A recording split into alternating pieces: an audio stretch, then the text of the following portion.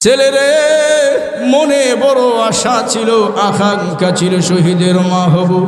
এই মনের আশা মনে রয়ে যাবে, কিন্তু তুমি তো ছোট সন্তান, তোমারে কেমনে যুদ্ধের ময়দানে দিব? এমনি তখন মহিলা এই কথার বলার পরে সন্তান যখন বলেছে, মাগো চোখের পানি কেন দেখা যায় গো মা? এমনি বাবরে বাবারে, তোর জন্যে আর শাহাদতের তামান্না মনে যে রয়ে গেল।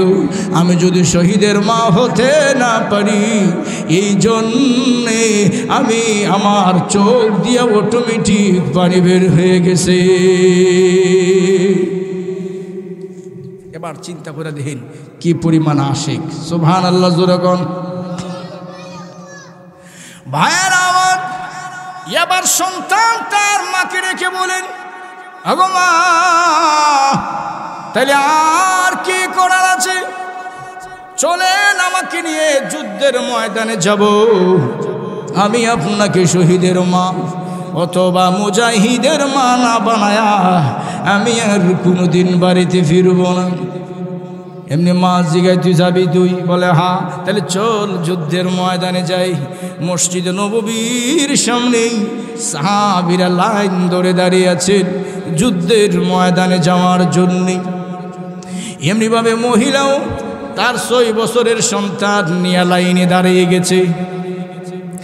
সাহাবী যখন যাচাই বাছাই করার জন্য আসলেন, জিজ্ঞাসা করেন, মহিলা গো, এই সন্তান নিয়ে কেন লাইনে দাঁড়াইছেন? এই ছোট সন্তান তো যুদ্ধের ময়দানে নেওয়া হবে না, 6 বছরের সন্তান নেওয়া হবে না, মহিলাকে আরো আগেই নেওয়া হবে না, তাহলে আপনি লাইনে দাঁড়াইছেন কেন? এমনি মহিলা তখন লেখে বলে, এর চাইতে আর আমার বড় কোনো সন্তান নেই, যদি থাকতো তাহলে নিয়ে আসতাম।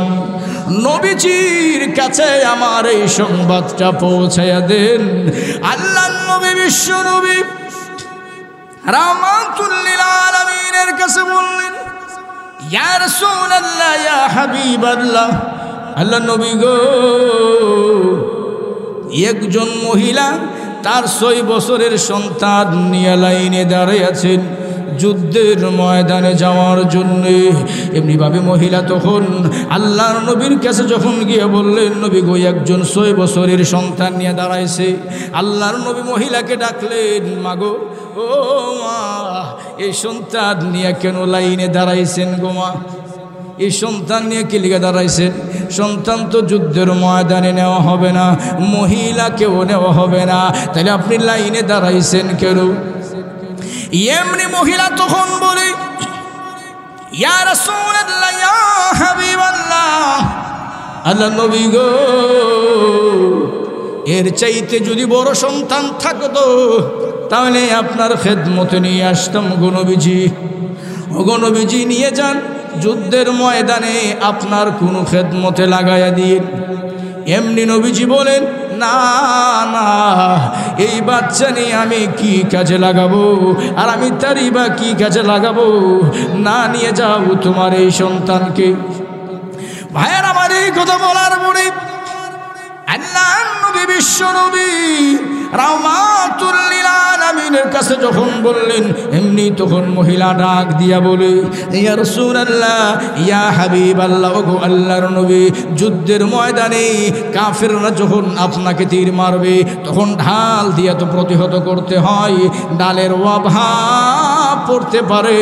আমার এই 6 বছরের সন্তানকে নিয়ে যান গো নবীজি।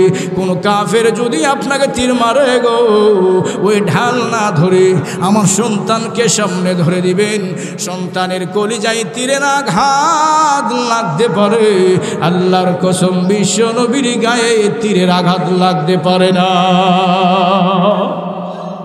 আরো জোরে আওয়াজ দিয়া কোন না, আপনার আওয়াজ যেভাবে দিতেছেন মনে কর বক্তা একলে মাটো সিলাইতেছে, মানুষ নেই।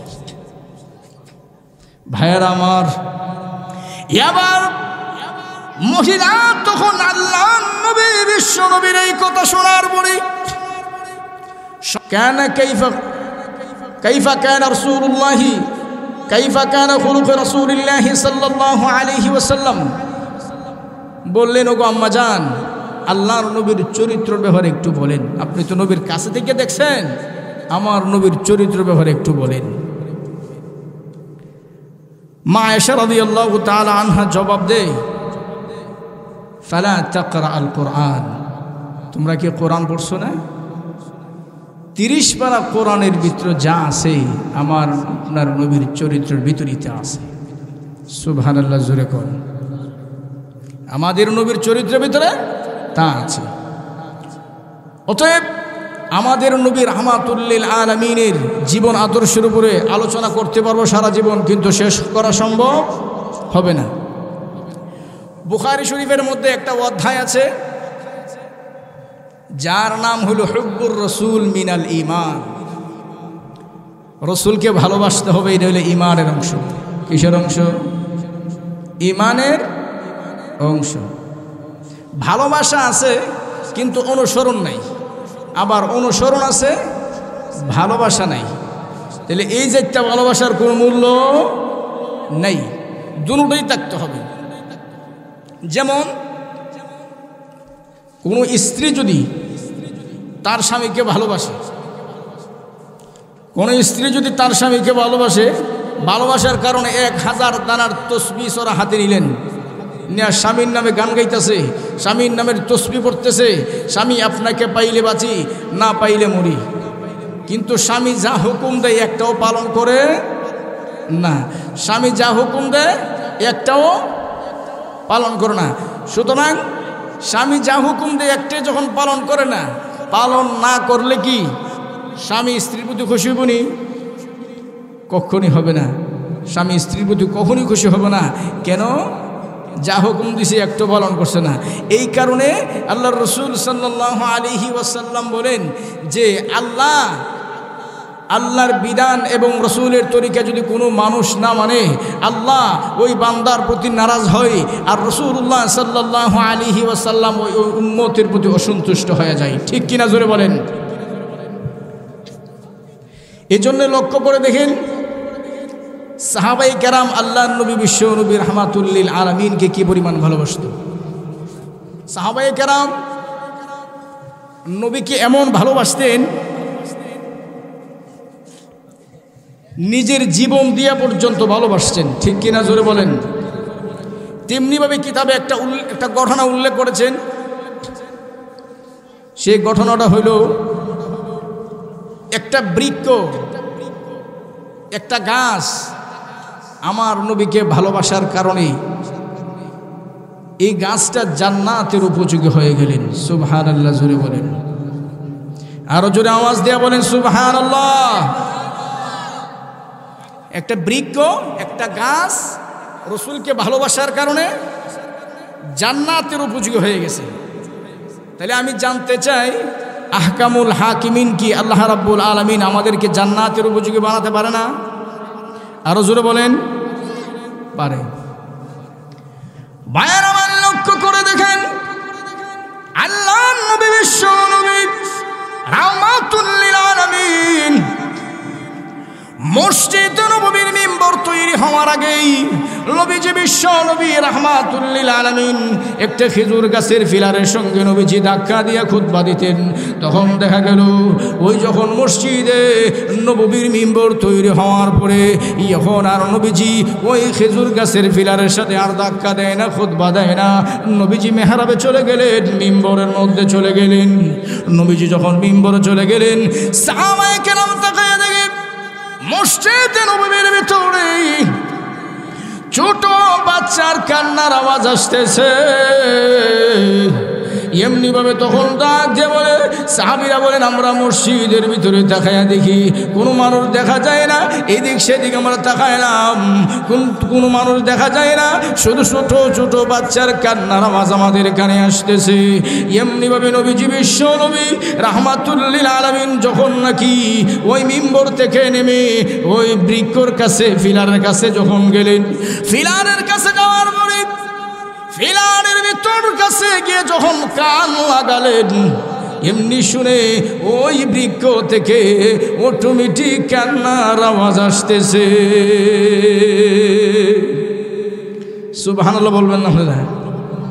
সুবহানাল্লাহ কি বললে কি কষ্ট লাগে? টাকা পয়সা লাগেনি? সুবহানাল্লাহর সাথে কারো দুশ্মনী আছে? তাহলে আওয়াজ দিয়ে জোরে সুবহানাল্লাহ আল্লাহু আকবার যেখানে যতটুকু লাগার দিবেন তো ইনশাআল্লাহ? আরো জোরে আওয়াজ দিয়ে বলেন দিবেন তো? এবার লক্ষ্য করে দেখেন নবীজি রাহমাতুল লিল আলামিন, তখন বিশ্ব নবী রাহমাতুল লিল আলামিন এই বৃক্ষকে যে জিজ্ঞাসা করে, ওরে বৃক্ষ কেন কান্দো, কি জন্য তুমি কান্দো? বৃক্ষ তখন জবাব দেয়, ইয়া রাসূলুল্লাহ ইয়া হাবিবাল্লাহ, ওগো নবীজি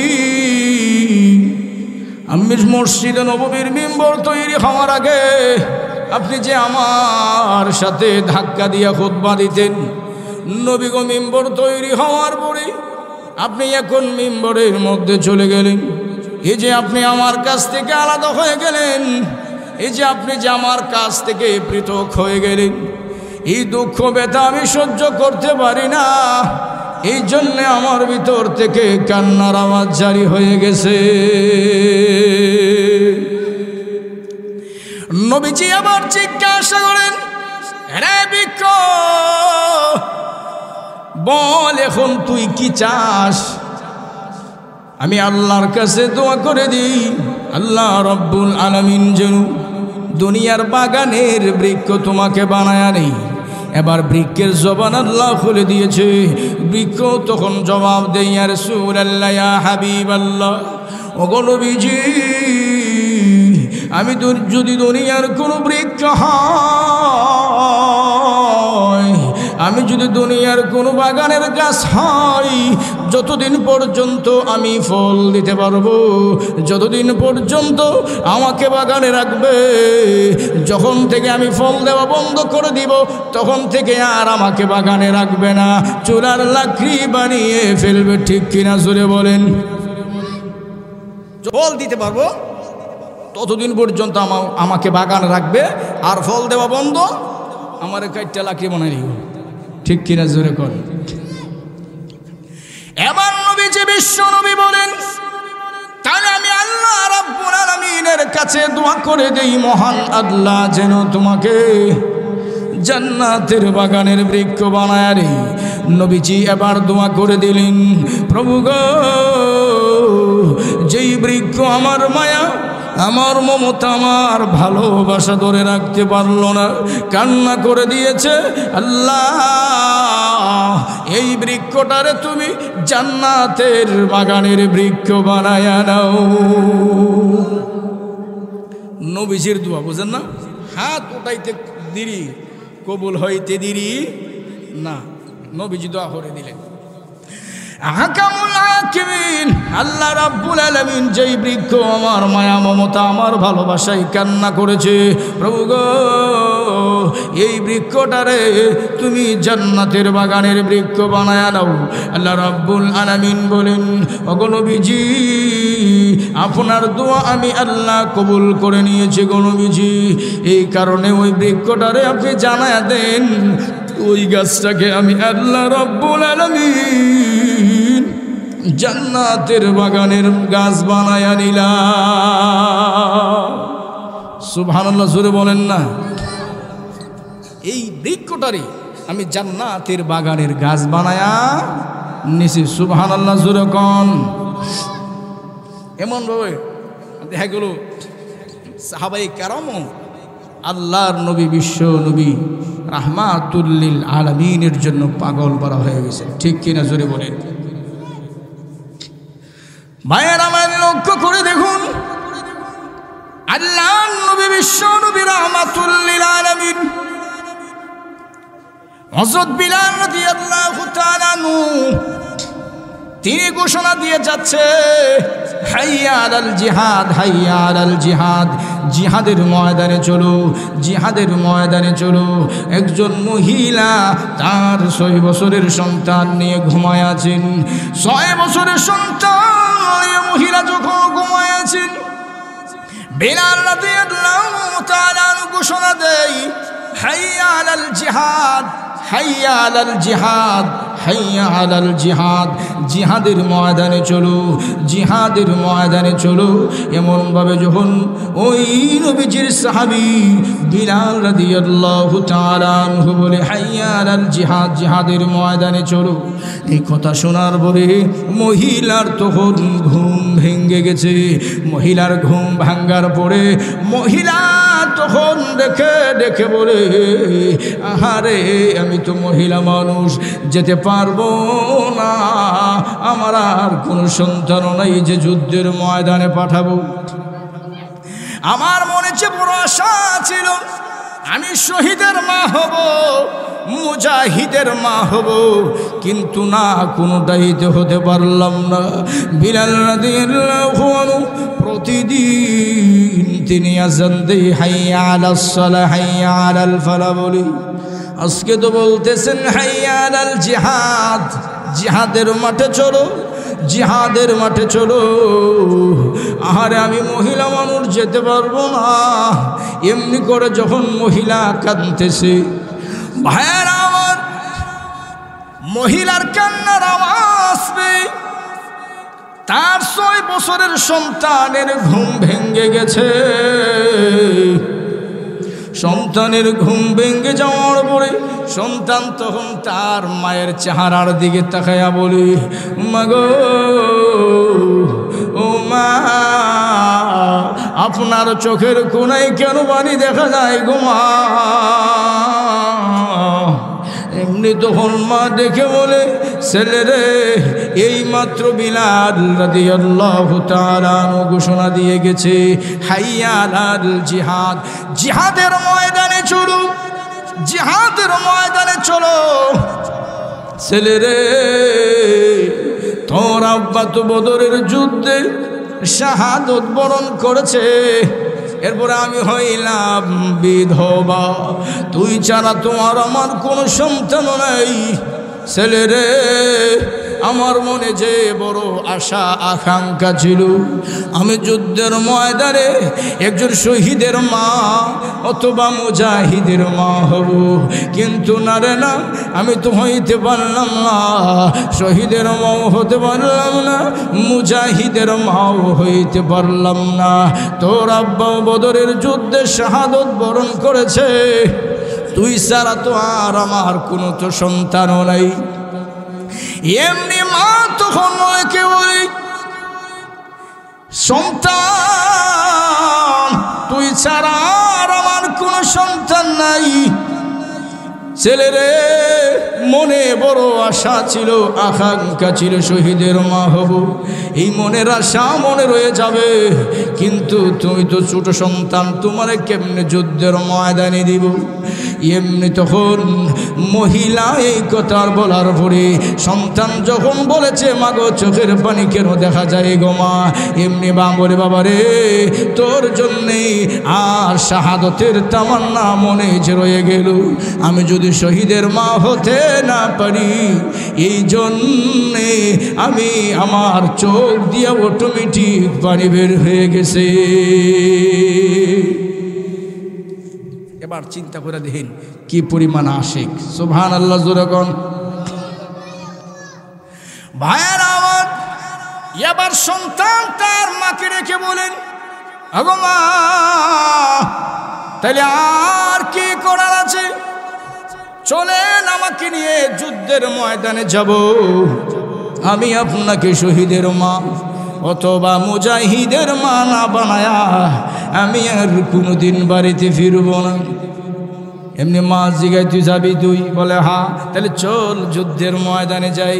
মসজিদে নববীর সামনে সাহাবীরা লাইন ধরে দাঁড়িয়ে আছেন যুদ্ধের ময়দানে যাওয়ার জন্যে। এমনিভাবে মহিলাও তার 6 বছরের সন্তান নিয়ে লাইনে দাঁড়িয়ে গেছে। সাহাবী যখন যাচাই বাছাই করার জন্য আসলেন, জিজ্ঞাসা করেন, মহিলা গো, এই সন্তান নিয়ে কেন লাইনে দাঁড়াইছেন? এই ছোট সন্তান তো যুদ্ধের ময়দানে নেওয়া হবে না, 6 বছরের সন্তান নেওয়া হবে না, মহিলাকে আরো আগেই নেওয়া হবে না। তাহলে আপনি লাইনে দাঁড়াইছেন কেন? এমনি মহিলা তখন লেখে বলে, এর চাইতে আর আমার বড় কোনো সন্তান নেই, যদি থাকতো তাহলে নিয়ে আসতাম। নবীজির কাছে আমার এই সংবাদটা পৌঁছায়া দেন। আল্লাহর নবী, বিশ্ব নবী রাহমাতুল লিল আলামিনের কাছে বললেন, ইয়া রাসূলুল্লাহ, ইয়া হাবিবাল্লাহ, আল্লাহ নবী গো, একজন মহিলা তার 6 বছরের সন্তান নিয়ে লাইনে দাঁড়িয়ে আছেন যুদ্ধের ময়দানে যাওয়ার জন্য। এমনিভাবে মহিলা তখন আল্লাহর নবীর কাছে যখন গিয়ে বললেন, নবী গো, একজন 6 বছরের সন্তান নিয়ে দাঁড়াইছে। আল্লাহর নবী মহিলাকে ডাকলেন, মাগো, ও মা, এই সন্তান নিয়ে কেন লাইনে দাঁড়াইছেন গো মা? এই সন্তান নিয়ে কি লিগে দাঁড়াইছেন? সন্তান তো যুদ্ধের ময়দানে নেওয়া হবে না, মহিলাকেও নেওয়া হবে না, তাহলে আপনি লাইনে দাঁড়াইছেন কেন? এমনি মহিলা তখন বলে, ইয়া রাসূলুল্লাহ, ইয়া হাবিবাল্লাহ, আল্লাহ নবী গো, এর চাইতে যদি বড় সন্তান থাকতো তাহলে আপনার খেদমতে নিয়ে আসতাম গো নবীজি। ও গো নবীজি, নিয়ে যান, যুদ্ধের ময়দানে আপনার কোনো খেদমতে লাগাইয়া দিন। এমনি নবীজি বলেন, না না, এই বাচ্চা নিয়ে আমি কি কাজে লাগাবো, আর আমি তারই বা কি কাজে লাগাবো? না, নিয়ে যাও তোমার এই সন্তানকে। ভাইয়ের আমার এই কথা বলার পরে আল্লাহর নবী, বিশ্ব নবী রাহমাতুল লিল আলামিনের কাছে যখন বললেন, এমনি তখন মহিলা ডাক দিয়া বলে, ইয়া রাসূলুল্লাহ, ইয়া হাবিবাল্লাহ, ওগো আল্লাহর নবী, যুদ্ধের ময়দানে কাফেররা যখন আপনাকে তীর মারবে তখন ঢাল দিয়া তো প্রতিহত করতে হয়, ডালের অভাব পড়তে পারে। আমার এই 6 বছরের সন্তানকে নিয়ে যান গো নবীজি। কোনো কাফের যদি আপনাকে তীর মারে গো, ওই ঢাল না ধরে আমার সন্তানকে সামনে ধরে দিবেন। সন্তানের কলিজায় তীরের আঘাত লাগতে পারে, আল্লাহর কসম বিশ্ব নবীর গায়ে তীরের আঘাত লাগতে পারে না। আরো জোরে আওয়াজ দিয়া কোন না, আপনার আওয়াজ যেভাবে দিতেছেন মনে কর বক্তা একলে মাটো সিলাইতেছে, মানুষ নেই। ভাইয়ের আমার, এবার মহিলা তখন আল্লাহর নবী, বিশ্ব নবীর এই কথা শোনার পরে সন্তানকে ডেকে বলে, সন্তান রে, চল বাড়িতে যাই। রসুল যদি না দেন রে, পারলাম না, শহীদের মাও হইতে পারলাম না, মুজাহিদের মাও হইতে পারলাম না, চল বাড়িতে যাই। এই কথা শোনার পরে সন্তান বলে, মাগো, আমি না আপনাকে যুদ্ধের ময়দান থেকে শহীদের মা অথবা মুজাহিদের মা বানাবার জন্যে আমি আপনাকে ওয়াদা দিয়ে এনেছি। দাঁড়ান না গো মা, আমি আল্লাহর নবী, বিশ্ব নবীকে একটা প্রশ্ন করতে চাই। এই কথা শোনার পরে মা তখন জিজ্ঞাসা করে, আরে কসকি তো তুই নবীকে প্রশ্ন করবি? বলে, হ্যাঁ, আমি নবীকে প্রশ্ন করব। কি প্রশ্ন করবো? কইতাম নি, আরো জোরে বলেন। নবীকে প্রশ্ন করলেন, ইয়া রাসূলুল্লাহ, ইয়া হাবিবাল্লাহ, ওগো আল্লাহর নবী, 6 বছরের সন্তান কি যুদ্ধের ময়দানে কাজে লাগে না? বলে না। কি কাজে তারা লাগামু? এমনি সন্তান তখন নবীকে যুক্তি দিয়া বলে, নবী গো, আমার আব্বা হইল একজন শাহাদাত বরণ করনেওয়ালা সাহাবী। ওগো নবীজি, আমার আব্বা বদরের যুদ্ধে তিনি শাহাদাত বরণ করেছে। আমার মা হইল বিধবা, আর আমি হইলাম শহীদের সন্তান। গো নবীজি, 6 বছরের সন্তানকে মাঠে যুদ্ধের ময়দানে কাজে লাগে না? বলে না। এমনি বাচ্চা তখন যুক্তি দিয়া বলি, ইয়া রাসূলুল্লাহ, ইয়া হাবিবাল্লাহ, ওগো আল্লাহর নবী, আমি আমার বাড়িতে দেখেছি আমার মা যখন চুলাতে রান্না করে তখন হালকা পাতলা লাকড়িগুলো চুলার ভিতরে আগে দেয়, মোটা মোটা লাকড়িগুলো চুলার ভিতরে পরে দেয়। কারণ হালকা পাতলা লাকড়িগুলি যদি চুলার ভিতরে আগে দেয় তাড়াতাড়ি আগুনটা ধরে যায়। ঠিক কিনা জোরে বলেন? তাড়াতাড়ি আগুনটা ধরে যায়। মোটা মোটা লাকড়িগুলো পরে দেয়, আর না হয় আগুন ধরতে দেরি হয়ে যায়। নবী গো, চুলা চুলার ভিতরে আগুন ধরাবার জন্য হালকা পাতলা লাকড়ির প্রয়োজন যদি আগে হই গো, যুদ্ধের ময়দানের আগুন ধরাবার জন্য আমির হামজাকে পরে দিন, আলীকে পরে দিন, আমার মতো 6 বছরের সন্তানকে আগে পারমিশন দিন। আমি আগে শাহাদাত বরণ করে আল্লাহর কসম করে বলি যুদ্ধের ময়দানের আগুনটা আমি ধরাইয়া দিই। সুবহানাল্লাহ, জোরে বলেন না। আমাকে পারমিশন দেন, আমি আগে শাহাদত বরণ করি।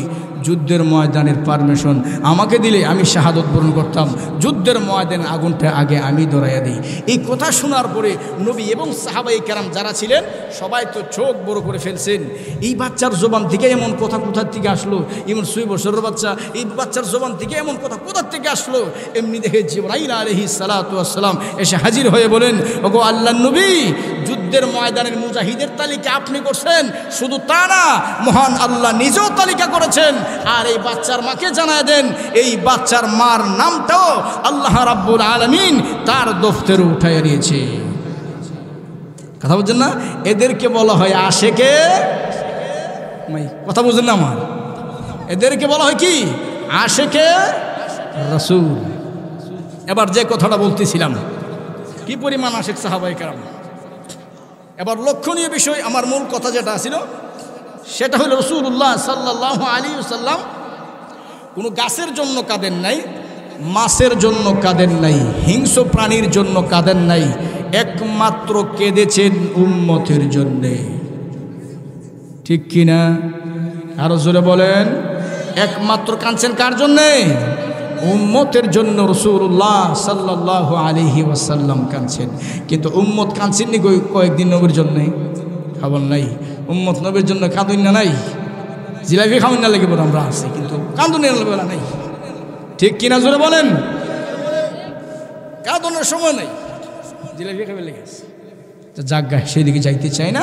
আমরা হইলাম আশেকে, কথা বলো না, আশেকে আল্লাহর নবীর উপর যদি ইজ্জত নিয়ে কেউ কথা বলে, সেই ব্যক্তি যদি স্থির থাকে, চুপ থাকে, সে কখনো আশিকে রাসূল হতে পারে না। ঠিক কিনা জোরে বলেন? আল্লাহর নবীকে নিয়ে ব্যঙ্গচিত্র করে কোনো আশিকে রাসূল যদি ঘরে বসে থাকে, সে যদি আশিকে রাসূল দাবি করে, সে কখনো আশিকে রাসূল হতে পারে না। ঠিক কিনা জোরে বলেন? আশিক রাসূল তারাই হবে যারা আল্লাহর নবীর জন্য, আল্লাহর দ্বীনের জন্য, ইসলামের জন্য যারা জীবন দিয়েছেন, তারাই হলো প্রকৃত আশিক রাসূল। ঠিক কিনা জোরে বলেন? আমরা সেরকম আশিক রাসূল হতে চাই কি চাই না? আরো জোরে আওয়াজ দিয়ে বলেন, চাই কি চাই না? চাই। তাহলে আশিক রাসূল হইতে গেলে আমার আদর্শ আলোচনা হইল রাসূলুল্লাহ সাল্লাল্লাহু আলাইহি ওয়াসাল্লামের আদর্শের উপর কথা। ঠিক কিনা? এবার আসেন, নবীজি গাছের জন্য কাঁদেন নাই, মাছের জন্য কাঁদেন নাই, হিংস্র প্রাণীর জন্য কাঁদেন নাই, কাঁদছেন একমাত্র কাদের জন্যে? উম্মতের জন্য কাঁদছি। রাসূল সেজদাতে গিয়ে কাঁদে আল্লাহুম্মা উম্মতি, আবার রুকুতে গিয়া কান্দে আল্লাহুম্মা উম্মতি, আবার সেজদা দিকে দাঁড়ায়া গিয়া কান্দে আল্লাহুম্মা উম্মতি। সুবহানাল্লাহ, জোরে বলেন। এমন ভাবে যখন কাঁদতে শুরু করে দিয়েছেন, আল্লাহ নবী বিশ্ব নবী রাহমাতুল লিল আলামিন যখন কান্দে, আল্লাহ রাব্বুল আলামিন জিবরাইলকে ডাক দিয়ে বলে, জিবরাইল রে, আমার নবী কেন কান্দে? যাও আমার নবীকে গিয়ে জিজ্ঞাসা করো নবীজি কেন কান্দে। আল্লাহ কি জানে না নবী কেন কান্দে? জোরে বলেন, কাঁদেন কেন? আল্লাহ জানে না? আল্লাহ জানে। এরপর জিজ্ঞাসা করে, জিবরাইল যা তাড়াতাড়ি করে গিয়ে বল আমার নবী কেন কান্দে। শুধু আল্লাহুম্মা উম্মতি বলে, আল্লাহুম্মা উম্মতি বলে কান্দে, আর কিছু বলে না। আল্লাহ রাব্বুল আলামিন জিবরাইলের কাছে বললেন, জিবরাইল রে, নবীকে গিয়া বলো নবী উম্মতের জন্য কান্দতে হবে না, নবী যেন উম্মতের জন্য না কান্দে। আমি আল্লাহ রাব্বুল আলামিন ওয়াদা দিলাম, কিয়ামতের কঠিন ময়দানে আমি আল্লাহ আমার নবীর উম্মতের বেলায় নবীকে কোনোদিন অসন্তুষ্ট করব না। কিয়ামতের কঠিন ময়দানে নবীকে খুশি করে দিব। আল্লাহ রাব্বুল আলামিন এই কথা জিবরাইল আলাইহিস সালাতু ওয়াস সালামের শোনার পরে নবীজি তখন সাহাবে কেরামকে লক্ষ্য করে বলে, সাহাবীরা রে, তোমরা সাক্ষী থাকো, মহান আল্লাহ রাব্বুল আলামিন আমাকে বলেছেন কিয়ামতের কঠিন ময়দানে আল্লাহ রাব্বুল আলামিন আমার উম্মতের বেলায় আমাকে অসন্তুষ্ট করে দিবে না, আল্লাহ রাব্বুল আলামিন আমাকে সন্তুষ্ট করে দিবে। ও সাহাবীরা তোমরা সাক্ষী থাকো, কিয়ামতের কঠিন ময়দানে যদি আমার একটা উম্মত জাহান্নামের ভিতরে থাকে, আমি নবী কোনোদিনও খুশি হব না। সুবহানাল্লাহ বলবেন না? কিয়ামতের মাঠে রাসূল বলেন আমার উম্মত যদি একটা জাহান্নামের ভিতরে থাকে, আমি নবী কোনোদিন খুশি হব না। মিয়া এমন নবী পাইবেন কু? সুবহানাল্লাহ জোরে বলেন না? হাদিসে আসছে সকল উম্মত জান্নাতি। সুবহানাল্লাহ জোরে কোন? সকল উম্মত জান্নাতি। এখন তো আমরা মাশাআল্লাহ ভালো হয়েছি, কারণ নামাজ না হলেও অসুবিধা নেই। রমজান মাস আসতেছে, হোটেলের ভিতরে লাল পর্দা টানা রাখে, পর্দার ভিতরে খাইলেও কোনো অসুবিধা নেই, কারণ রাসূল বলছেন আমরা জান্নাতি, ঠিক না? আচ্ছা, নামাজ না হইরা রোজা না রেখে জান্নাতে যাওয়া যাবে নি? আরো জোরে বলেন। যাওন যাইব তো দূরের কথা, কাফের আর মুমিনের মধ্যে পরিচয় হইল নামাজের। কিসের? আরো জোরে বলে। নামাজ দিয়ে বলতেইব কিসের? নামাজের। কাফেররা নামাজ পড়ে না আর মুমিনরা নামাজ ছাড়তে পারে না, ঠিক কিনা? জোরে বলেন। আল্লাহ তাআলা নিজেই বলছেন যে কাফেরদের জন্য জান্নাতের খানা পানি সম্পূর্ণ হারাম। সুবহানাল্লাহ বলে। এবার লক্ষ্য করে দেখেন, কাফেরদের জন্য আল্লাহ তাআলা কি করছেন? জান্নাতের খানা পানি সম্পূর্ণ হারাম করে দিয়েছেন। আল্লাহ এক আয়াতে বলেন, وَقَالُوا إِنَّ اللَّهَ حَرَّمَهَا عَلَى الْكَافِرِينَ।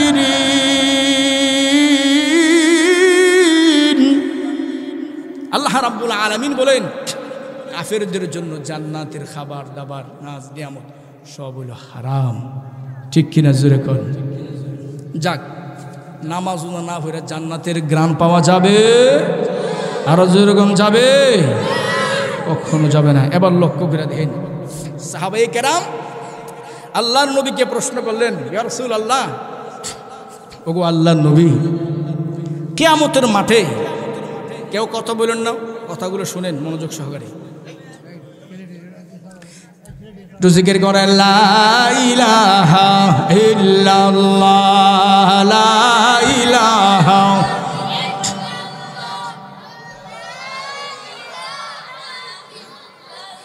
লা ইলাহা ইল্লাল্লাহ মুহাম্মাদুর রাসূলুল্লাহ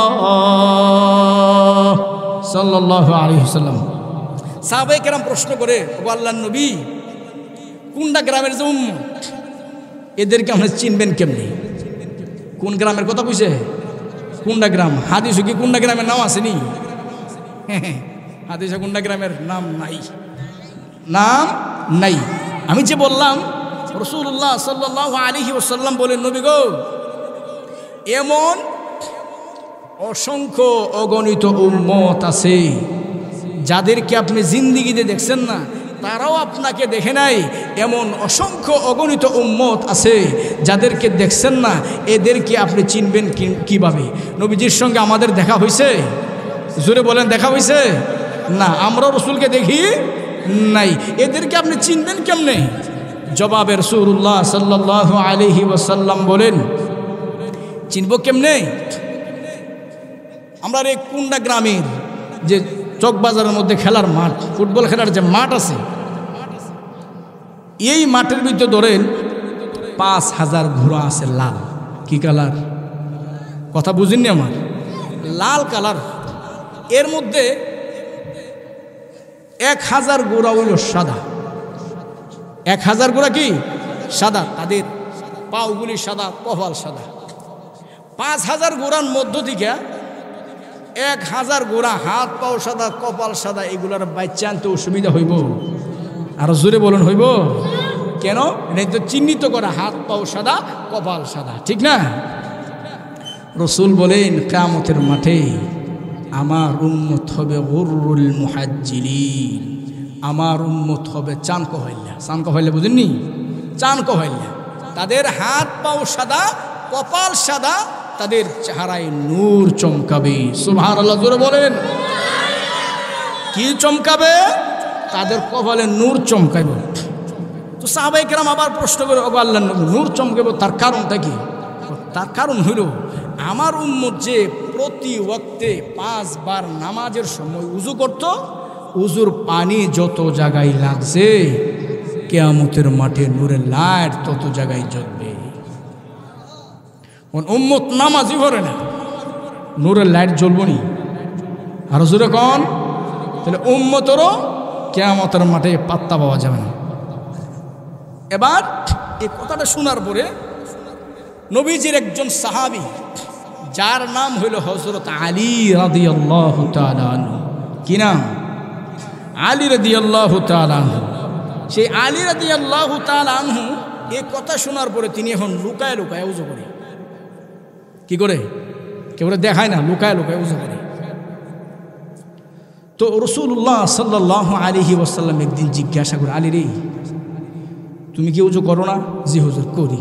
কই দিহি না যে? হুজুর লুকায় লুকায়। লুকায় কেন? আপনি না বলছেন উযুর পানি যত জায়গায় লাগবে নূরের লাইট জ্বলবে, দেখি আমি লুকায় করি। কিভাবে করো? লুকারে যখন মুখমণ্ডলী ধৌত করে তখন আমি পুরা মাথা ধোয়া নেই।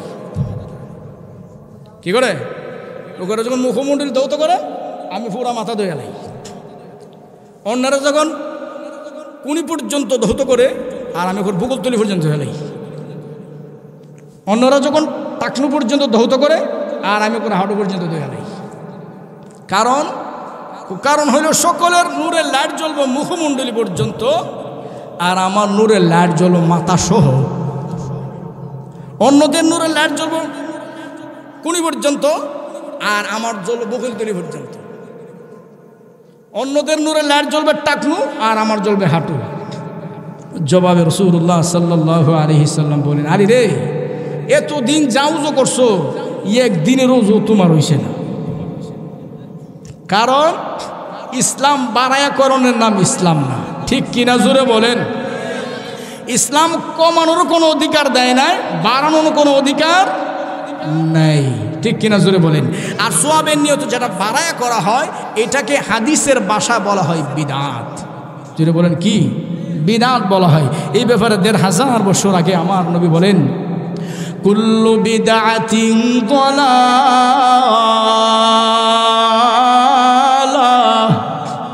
আমার নবী বলেন প্রত্যেকটা সওয়াবের কাজ যারা নিয়ত করে, সওয়াবের নিয়ত বিদআত, এটাকে বিদআত বলা হয়। এই বিদআতের কাজটা যারা সওয়াবের নিয়ত করে, এই বিদআত পথ জাহান্নামের পথ তৈরি করে দেয়। ঠিক কিনা জোরে বলেন? ওয়া কুল্লু দালালাতিন ফিন্নার। নবী বলেন প্রত্যেকটা বেদাতকারী যাবে জাহান্নামের ভিতরে। জোরে কর নাউযুবিল্লাহ। কই যাইব? জাহান্নামের ভিতরে। আল্লাহর রাসূল বলেন দুইটা কাজ থেকে যদি আমার উম্মত বেঁচে থাকতে পারে তাহলে আল্লাহর দিদার কিয়ামতের মাঠে নসিব হবে। কয়টা কাজ? আর জোরে বলেন কয়টা কাজ? আমার কথা বুঝেননি আপনারা? বুঝলে কিছু আমার সাথে হা না কই, একলা সিল্লের তোর ভালো লাগবে না। দুইটা কাজ থেকে যদি আমার উম্মত মুক্ত থাকতে পারে তাহলে কিয়ামতের ময়দানে আল্লাহর দিদার পাওয়া তার জন্য নসিব হয়ে যাবে। 1 নাম্বার হইল শিরক, 2 নাম্বার হচ্ছে বিদআত। যেরকম কি? 1 শিরিক, 2 নম্বর হলো বিদআত। শিরিকটা কি? বলে শিরিকটা হচ্ছে পৃথিবীর কোনো জিনিস, পৃথিবীর কোনো বস্তুকে যদি আল্লাহর সমকক্ষ সাব্যস্ত করে। ঠিক কিনা জোরে বলেন? আল্লাহ নিজে বলছেন, লা তুশরিক বিল্লাহ।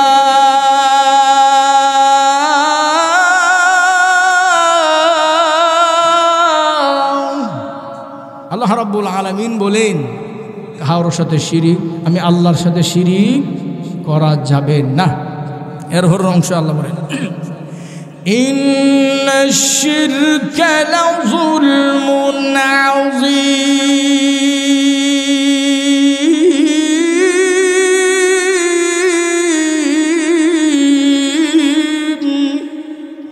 আল্লাহ রাব্বুল আলামিন বলেন নিশ্চয় শিরক হচ্ছে সবচাইতে বড় জুলুম, সবচাইতে বড় অন্যায়, সবচাইতে বড় অপরাধ। ঠিক কিনা জোরে বলেন? রসুল বলেন এই দুইটা কাজ থেকে যদি আমার উম্মত মুক্ত থাকতে পারে তাহলে ময়দানে মাহশরে আল্লাহর দিদার পাওয়া তার জন্য নসিব হয়ে যাবে। এবার আমার মূল কথায় আসেন যে আল্লাহ রসুল সাল্লাল্লাহু আলাইহি সাল্লাম যে বললেন যে একটা উম্মত একটা উম্মত জাহান্নামের ভিতরে থাকতে আমি রসুল খুশি হব, কি হবে না? খুশি হবে না। এবার লক্ষ্য করে দিন, আদম আলাইহিস সালাতু ওয়াস সালাম থেকে নিয়ে 1,00,000 মতান্তরে 2,24,000 নবী রসুল দুনিয়াতে আল্লাহ পাঠাইছেন। আল্লাহ তাআলা তিনাদেরকে বলবেন যাই না আপনারা জান্নাতও যান, আপনার হিসাব নাই, আপনারা জান্নাতও যান। ভাইয়ের আমার, সমস্ত নবীগণের যখন জান্নাতের ভিতরে জোর দিবেন, জান্নাতের কাছে গিয়ে দেখবে জান্নাতের গেট লাগানো আছে। জান্নাতের গেট যখন লাগানো থাকবে এমনি নবীগণেরা গিয়া বলবে ওরে জান্নাতীরা গেটটা খুলে দাও, জান্নাতের ভিতরে আমরা প্রবেশ করব। এমনি ভিতর থেকে তখন জবাব আসবে ইয়া আখি মান আনতা ওয়া মা ইসমুকা, আপনি কে গো, আপনার নামটা বলেন। এমনি সর্বপ্রথম যিনি পরিচয় দেবেন আদম আলাইহিস সালাতু ওয়াস সালাম বলবে আনা আদম, আমি হইলাম আদম নবী। এমনি বলবে দাঁড়ান, সময় এখনো হয় নাই। আবার বলবে আপনি কে, আমি হইলাম হযরত নূহ নবী। দাঁড়ান গো, সময় তো এখনো হয় নাই। আপনি কে, আমি হইলাম হযরত ইব্রাহিম নবী। দাঁড়ান, সময় হয় নাই। আমার বলবে আপনি কে, আমি হইলাম হযরত মুসা নবী। হ্যাঁ, দাঁড়ান, সময় হয় নাই। আবার বলবে আপনি কে, আমি হইলাম হযরত ঈসা নবী। দাঁড়ান, সময় হয় নাই। এমনিভাবে যখন সমস্ত নবীদের নাম বলবে জান্নাতের প্রহরী তখন দেখে দেখে বলবে ওগো আদম নবী এসেছেন জান্নাতে যাওয়ার জন্যে, কিন্তু আপনার উম্মতের কোনো খবর নাই। ওগো মুসা নবী এসেছেন জান্নাতে যাওয়ার জন্যে, কিন্তু উম্মতের কোনো খবর নাই। ওগো ইব্রাহিম নবী এসেছেন জান্নাতে যাওয়ার জন্যে, কিন্তু উম্মতের কোনো খবর নাই। ওগো নূহ নবী এসেছেন জান্নাতে ভিতরে ঢোকার জন্যে, উম্মতের কোনো খবর নেই। ওগো ঈসা নবী এসেছেন জান্নাতে যাওয়ার জন্য, কিন্তু আপনার উম্মতের কোনো খবর নেই। ও নবীরা জানতে চায় আদম থেকে নিয়ে 1,00,000 মতান্তর 2,24,000 নবী রাসূল এসেছেন জান্নাতের ভিতরে যাওয়ার জন্য, কিন্তু এর ভিতরে মোহাম্মদ নামটা কোথায়? এই নবীর নাম শুনি না কেন? উনি কোথায় আছে? বলি উনি তো তিনি যখন দাঁড়াইছেন, দাঁড়ায় বলে নবী গো আমার বাড়ি তো মক্কা না, আমার বাড়ি তো মদিনা তো না, আমার বাড়ি সুদূর পারস্যের দিকে। নবী গো এই দেশে আইছি। নবী গো খন্দকের যুদ্ধে যখন সাহাবীরা দলে দলে 2 ভাগ হয়ে গেছে, এক দল হইল আনসার, আরেক দল হইল মুহাজির। নবী গো আমি তো আনসারও না, আমি তো মুহাজিরও না, আমি দাঁড়া রইলাম মক্কা মদিনার মাঝখানে। নবী গো আপনি তখন আমাকে স্নেহ মায়া মমতা ভালোবাসা দিয়ে বলছিলেন সালমান আনসারও না, সালমান মুহাজিরও না, সালমান মিন্নি, সালমান হইল আমি মুহাম্মদুর রাসূলুল্লাহ সাল্লাল্লাহু আলাইহি ওয়াসাল্লামের পরিবারের। সুবহানাল্লাহ জোরে বলেন। নবী গো বলেন আপনাকে কে আঘাত দিয়েছে, কে আপনাকে কষ্ট দিয়েছে বলেন। আল্লাহ রসুল সাল্লাল্লাহু আলাইহি সাল্লাম আম্মা জান আয়েশাকে বলেন আয়েশা দরজা খুলে দিও না, কারণ দরজা খুললে সালমান গড়ে ঢুকবে, আমি আমার উম্মতের জন্য কাঁদতে পারবো না, উম্মতের কান্নার মাঝখানে অসুবিধা ঘটাই দিবে, কাঁদতে পারবো না, দরজা খুলে দিও না। তিনিও ব্যর্থ হয়ে চলে গেলেন। এবার লক্ষ্য করে দেখেন সেই সালমান ফারসি রাদিয়াল্লাহু তাআলা আনহু খন্দকের যুদ্ধে লম্বা একটা খাল খনন করছে, 3.5 মাইল লম্বা। কয় মাইল? আওয়াজ দিয়ে বলেন কয় মাইল? 3.5 মাইল লম্বা একটা খাল খনন করছে। এই খাল খননের কাজে আমার নবীও অংশগ্রহণ করেছেন। তো 3.5 মাইল লম্বা খাল খনন করছে, 15 হাত পাশ 10 হাত গভীর। এমন খাল অতিক্রম করে আমের ইবনে আব্দে উদ নামক এক যুবক খালের এই পার আইসা ডাকে মুসলমানদেরকে লক্ষ্য করে বলে ও মুসলমানরা, আমরা শুনছি তোমরা নাকি যুদ্ধের ময়দানে মরলে বলে শহীদ হও, তাহলে আসো আমার কাছে, আসো তোমরা বেহেশত পাঠাই দিই। নাউজুবিল্লাহ, কি আগামী বসে করবেন? আসো আমার কাছে, আমি তোমরা বেহেশত পাঠাই দিই। এ কথা শোনার পরে রাসূলুল্লাহ সাল্লাল্লাহু আলাইহি ওয়াসাল্লাম বলেন এখানে এমন কেউ আছে কি তার এই জবাবটা দেওয়ার একজন দাঁড়াইছেন, একজন যুবক দাঁড়াইছেন। কে? একজন যুবক দাঁড়াইছে। যুবকের বয়স হইল মাত্র 21 বছর। কত বছর? 21 বছর যুবক দাঁড়াইছে। যুবকের নাম হইল হযরত আলী রাদিয়াল্লাহু তাআলা আনহু। তিনি দাঁড়ায় বলেন, ওগো আল্লাহর নবী, আমাকে যদি একটু পারমিশন দেন তাহলে আমি যাইতাম। রাসূল বলল, তুমি বসো, তুমি বসো। আবার বললেন দাঁড়াবার জন্যে, আবারও তিনি দাঁড়ালেন। রাসূল বলেন, তুমি বসো। আবার বললেন, এবারও তিনি দাঁড়ালেন। জোরে কন্যা আল্লাহু আকবার। এবার তিনি দাঁড়াইছেন। রাসূল বলেন, তুমি যে বারবার দাঁড়াও, তুমি জানছো বা চিনুনি এতে রেখে? সে কে তুমি চিনো? তার নাম হইল আমের, তার বাপের নাম হইল আব্দে উদ। সে 1000 সৈন্যের মোকাবিলা করতে পারে। কত হাজার? আরো জোরে বলেন না। 1000 সৈন্যের মোকাবিলা করতে পারে। 1000 সৈন্যের মোকাবিলা করা মানে দূর থেকে চুইস টিপ দিয়ে গোলাগুলি করুন না, কাছে গিয়া তরবারে নিয়া শরীরে যুদ্ধ করা। ঠিক কিনা জোরে বলেন। এবার রাসূলুল্লাহ সাল্লাল্লাহু আলাইহি ওয়াসাল্লামকে বলেন, নবী গো, আমাকে পারমিশন দেন, আমি যাব। ভাইয়ের আমার, লক্ষ্য করে দেখেন, আল্লাহর নবী, বিশ্ব নবী রাহমাতুল লিল আলামিনকে যখন বললেন, নবী গো, আমাকে পারমিশন দিন, আমি যাব। সে বলছে 1000 সৈন্যের মোকাবিলা করতে পারে। নবী গো, আমার উপাধি আছে আসাদুল্লাহিল গালিব, আমিও আল্লাহর বিজয় বাঘ, আমিও আল্লাহর বিজয় বাঘ। ও গো নবীজি, শয়তানের বাঘের সামনে আলী যথেষ্ট হইয়া যাবে। আপনি আমাকে পারমিশন দিন। এবার আল্লাহ রাসূল পারমিশন দিলেন। ইয়া রাসূলুল্লাহ, ইয়া হাবিবাল্লাহ, পারমিশন দিন। আল্লাহর নবী যখন পারমিশন দিয়ে দিলেন, এবার আলী রাদিয়াল্লাহু তাআলা আনহু তিনি দেখা যায় মাথায় পাগড়ি বেঁধেছেন, ঢাল হাতে নিলেন। এবার উটের পিঠে তিনি রওনা হয়ে গেলেন। রওনা হয়ে যখন যুদ্ধের ময়দানের দিকে রওনা হয়ে গেছে, আল্লাহর নবী, বিশ্ব নবী রাহমাতুল লিল আলামিন সাজদায় পড়ে কান্দে আর বলে, প্রভু গো, দুনিয়াতে আসার পরে বাবা কেমন ছিল দেখি নাই। বাবা দুনিয়াতে আসার আগে বিদায় হয়ে গেছে। আল্লাহ কয়েকটা বছর মার কোলে থাকতে পারছে না, মাও দুনিয়ার থেকে বিদায় হয়ে গেছে। আল্লাহ রাব্বুল আলামিন দাদার কোলে থাকতে পারি নাই, দাদাও দুনিয়ার জমিন থেকে বিদায় হয়ে গেল। আল্লাহ রাব্বুল আলামিন চাচা আমির হামজা রাদিয়াল্লাহু তাআলা আনহুকে দেখে আব্বার মতো মনে হইতো। আল্লাহ সেই চাচা আমির হামজাকে উহুদের ময়দানে 1টা 2টা নয়, ওনাকে 70টা টুকরা করা হয়েছে। আল্লাহ রাব্বুল আলামিন আমার এখন চাচাতো ভাই আলীকে যুদ্ধের ময়দানে পাঠাইলাম। আল্লাহ, তুমি যদি আমার আলীকে সাহায্য তুমি না করো, আল্লাহ আমার আলীও যুদ্ধের ময়দানে শহীদ হয়ে যাবে। আমার আলী যদি যুদ্ধের ময়দানে শহীদ হয়ে যায়, আয় আল্লাহ রাব্বুল আলামিন, আমি মুহাম্মদুর রাসূলুল্লাহ সাল্লাল্লাহু আলাইহি ওয়াসাল্লামের আপন রক্তের সম্পর্কের আর কোনো মুসলমান থাকবে না। আয় আল্লাহ, আমার আলীর জন্য তুমি যথেষ্ট। সুবহানাল্লাহ, জোরে কর। এবার আলী রাদিয়াল্লাহু তাআলা আনহু যখন ওই কাফেরের সামনে গিয়ে দাঁড়াইছে, দাঁড়াবার পরে আমের তখন বলে, আলী, তোমার বাড়ি তো মক্কা, ওই আমার বাড়ি মক্কায়, সুতরাং আমি চাই না আমার একটা দেশের মানুষ আমি হত্যা করি। আমি চাই না আমার দেশের মানুষকে খুন করে ফেলি। মদিনার একটা ভাড়া, মদিনার হিডেন তেরা ভাড়াই দিই। নাউজুবিল্লাহ বলবেন না। মদিনার একটা ভাড়া। তো আলী রাদিয়াল্লাহু তাআলা আনহু বলেন, আমের, তুই জানোস না মুসলমান অযথা কথা পছন্দ করে না, আর অযথা কথা এরা শুনতেও চায় না। আল্লাহু আকবার, জোরে বলেন। যে কাজের জন্য আইছো এই কাজ শুরু করো। তখন আমের বলে, আলী, তোমার বয়সটা কম, তুমি আগে অস্ত্র ধরো। আমের, তুই কি জানোস না ইসলামের বিধান?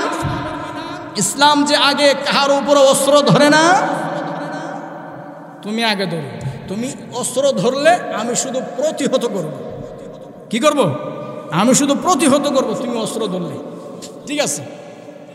এবার আমের যখন তার সামনে গিয়ে দাঁড়ালেন, আলী রাদিয়াল্লাহু তাআলা আনহুকে আঘাত করার জন্যে আমের তার তরবারি দিয়ে যখন আলী রাদিয়াল্লাহু তাআলা আনহুকে আঘাত করতে যায়, আলী রাদিয়াল্লাহু তাআলা আনহু তরবারির গোড়াসহ তিনি সরে যায়। আবার যখন আঘাত করতে যা, আবার গোড়া অন্যদিকে নিয়ে যায়, আবার যখন যা আবার অন্যদিকে নিয়ে, এই অবস্থায় আঘাতটা করতে পারতেছে না। আর এই দুইজনের ঘোড়ার পায়ের আঘাতে এত ধুলাবালি উঠতেছে, ধুলাবালির কারণে ময়দান অন্ধকার হয়ে আছে, একজন আরেকজনকে দেখা যায় না। সুবহানাল্লাহ জোরে কন। নবীজি মাঝে মধ্যে সেজদা থেকে উঠে বলে, ও সাহাবীরা, যুদ্ধের ময়দানে তাকায় দেখো, আমার আলী এখনো বেঁচে আছে নাকি শহীদ হয়ে গেছে। তখন সাহাবীরা বলে, নবী গো, আলী বেঁচে আছে নাকি শহীদ হয়ে গেছে তা এখনো বলা যাচ্ছে না, কারণ যুদ্ধের ময়দানের যে অবস্থা, দোলাবালি উঠতে উঠতে একবার অন্ধকার হয়ে আছে, একজন আরেকজন দেখা যায় না। হঠাৎ এক সুযোগে আলী রাদিয়াল্লাহু তাআলা আনহুকে যখন আমের তার তরবারি দিয়ে আঘাত করলেন, আঘাত করার পরে আলী রাদিয়াল্লাহু আনহু মাথার মধ্যে গিয়ে তরবারির আঘাতটা পড়ছে, পাগড়ি কাটটা মাথার মধ্যে ঢুকছে, সামান্য ঢুকিয়া ওনার মাথা থেকে তো রক্ত বেয়ে চেহারায় লাল হয়ে গেছে। চেহারা যখন লাল হয়ে গেছে, এবার আমের তখন বলে যে আলী রাদিয়াল্লাহু আনহু তখন বলে যে, আমের, এতক্ষণ পর্যন্ত লড়াই হয়েছিল শয়তানের বাগের, আর এখন লড়াই হবে আল্লাহর বাগের। সুবহানাল্লাহ জোরে কোন। এতক্ষণ পর্যন্ত লড়াই হয়েছিল শয়তানের বাগের, আর এখন লড়াই হবে আল্লাহর বাগের। আলী রাদিয়াল্লাহু তাআলা আনহু যখন নারে তাকবীর আল্লাহু আকবার বলে যখন তরবারি দিয়ে আঘাত করলেন, আমের পক্ষ থেকে ঢাল ধরা হইল, ঢাল ভেঙ্গে আমের মাথার উপরে পড়ছে, মাথা কাটটা বডির দুই খণ্ডিত হয়েছে, ঘোড়ার উপরে পড়ছে, ঘোড়াও শেষ। এরপরে আলী রাদিয়াল্লাহু তাআলা আনহু তিনার হাত থেকে তরবারি ছাড়েন নাই, তরবারি জমিনে পড়ে গেছে।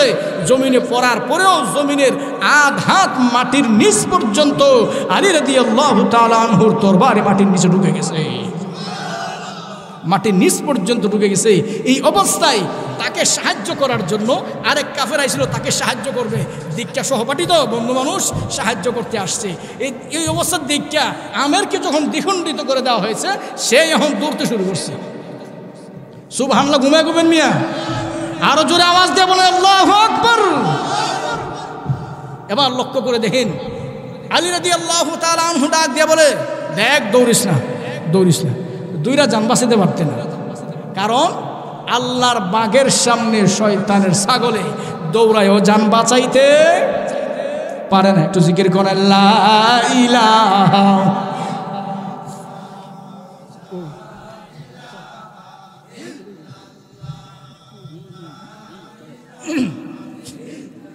লা ইলাহা ইল্লাল্লাহু মুহাম্মাদুর রাসূলুল্লাহ সাল্লাল্লাহু আলাইহি সাল্লাম।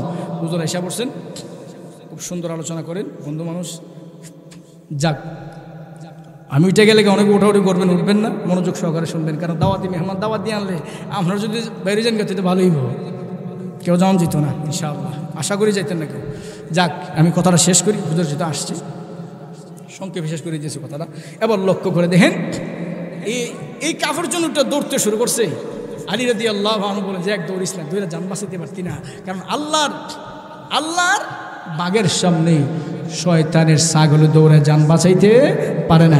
তাকেও দ্বিখণ্ডিত করা হলো। সেই আলী রাদিয়াল্লাহু তাআলা আনহু তিনিও এবার দেখা যায় আল্লাহ রাসূল সাল্লাল্লাহু আলাইহি ওয়াসাল্লামের হুজরার সামনে গিয়ে বলে, নবী গো, আপনি তো জানেন আমি পরীক্ষিত সৈন্য, আপনি বলেন কে আপনাকে আঘাত দিয়েছে, কে আপনাকে কষ্ট দিয়েছে, আপনি বলেন আপনাকে কে কষ্ট দিয়েছে। এবার আল্লাহ রাসূল সাল্লাল্লাহু আলাইহি ওয়াসাল্লাম আম্মা জান আয়েশা গাউলা আয়েশা রে, দরজা খুলে দিও না, দরজা যদি খুলে দাও তাহলে আমার আলী ঘরে ঢুকবে, ঘরে ঢুকলে আমি আমার উম্মতের জন্য কাঁদতে পারবো না, উম্মতের কান্নার মাঝখানে অসুবিধা হয়ে যাবে, সুতরাং তুমি দরজা খুলে দিও না। এবার তিনিও বিদায় হয়ে গেলেন। এবার দাঁড়াইছেন ফাতেমা রাদিয়াল্লাহু তাআলা আনহা, তিনিও দাঁড়ায় বলেন, আব্বা আজ 3 দিন ধরে আপনার নাতি হাসান আর হুসাইনের কোনো খবর নাই, আপনার মেয়েরও কোনো খবর নাই, আজ 3 দিন পর্যন্ত আপনি কাঁদতেছেন, কেন কাঁদতেছেন আব্বা? আপনি বলেন আপনি কেন কাঁদতেছেন? আল্লাহ রসুল সাল্লাল্লাহু আলাইহি সাল্লামকে যখন এইভাবে বলেন, তখন আল্লাহর নবী রাহমাতুল লিল আলামিন আম্মা ফাতেমা রাদিয়াল্লাহু তাআলা আনহাকে আম্মা জান আয়েশাকে বলেন যে আয়েশা, দরজা যদি খুলো তাহলে ফাতেমা ঘরে ঢুকলে কান্নাকাটি করবে, আমি আর কাঁদতে পারবো না, উম্মতের জন্যে বিদায় করে দেবো ফাতেমাকে। এবার ফাতেমা রাদিয়াল্লাহু তাআলা আনহা বলেন, আব্বা আপনি কি মনে করছেন আমি আলী দরজা বন্ধ করে রাখলে আমি চলে যাব? আপনি কি মনে করছেন সালমান না বললে দরজা না খুললে চলে যাব? আপনি কি মনে করছেন আমি উমর? আপনি কি মনে করছেন আমি আবু বকর সিদ্দিক? আপনি কি মনে করছেন সালমান দরজা না খুললে আমি চলে যাব? আব্বা আমি ফাতেমার দরজার সামনে আছি, দরজা না খোলা পর্যন্ত আমি ফাতেমার এখানেই মরণ হতে পারে, আল্লাহর কসম একটা কদম সামনের দিকে আর আগাবো না। সুবহানাল্লাহ জোরে বলেন না। এবার আমার আলোচনা আরও অনেক লম্বা, আয়াতের দিকে একজন আলোচককে বসায় রেখে আলোচনা করাটা খারাপ লাগে। যাক, আমার আয়াতের দিকে দেখেন, আল্লাহ রাব্বুল আলামিন আয়াতে আলোচনা করে, قُلْ إِن كُنتُمْ تُحِبُّونَ اللَّهَ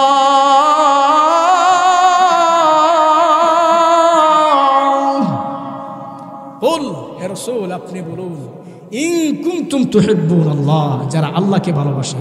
কাকে ভালোবাসে? আরো আসতে বলেন, আরো একটু আসতে বলেন। আল্লাহকে যারা ভালোবাসে তারা যেন ফাত্তাবিউনি,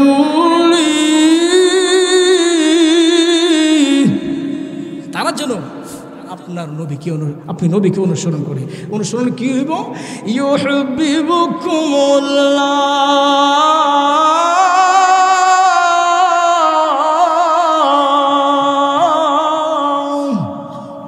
তারা আল্লাহর ভালোবাসা পাই। আল্লাহর ভালোবাসা পাইলাম, আল্লাহর ভালোবাসা পাইলে আমরা কি উপকারটা হইব? আমরা ফায়দা কি? ফায়দার কথা আল্লাহ আয়াতের শেষ দিকে সুন্দর করে আলোচনা করে বুঝাইছেন। আল্লাহ বলেন, ওয়াল্লাহু গফুরুর রাহিম।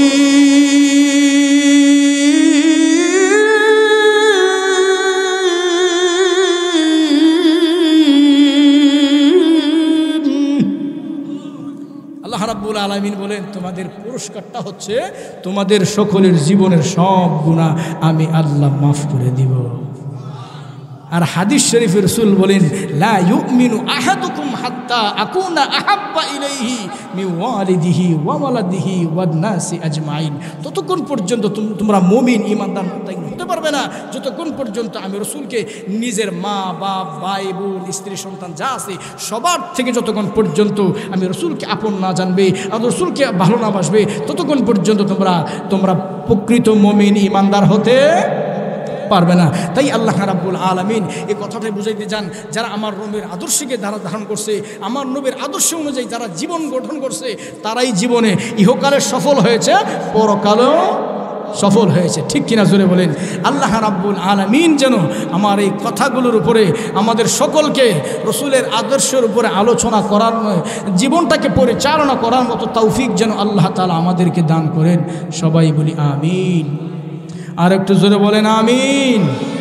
আমি আপনাদের কাছে দোয়া চাই, গ্রামের সন্তান খাস করে দোয়া করবেন। আপনারা তো আমার ব্লাড, আপনারা তো আমাদের কালেকশন, আপনারা দোয়া করলে তাড়াতাড়ি আল্লাহ তাআলা কবুল করবেন। দোয়া চাই আল্লাহ তাআলা যেন দ্বীনের এই কোরআনের বাণীগুলো যেন আল্লাহ তাআলা সারা দুনিয়ায় পৌঁছায় দেখ, সারা দুনিয়া যেন আল্লাহ তাআলা কবুল করেন। দোয়া চাই আপনাদের কাছে, আপনাদের জন্য দোয়া করি আল্লাহ তাআলা যেন সকলকে আল্লাহ তাআলা হেফাজত রাখেন, হায়াতে রিজিকে আমলে যেন আল্লাহ তাআলা বারাকা দান করেন। সবাই বলি আমিন। وآخر دعوانا أن الحمد لله رب العالمين. السلام عليكم ورحمة الله وبركاته. الحمد لله.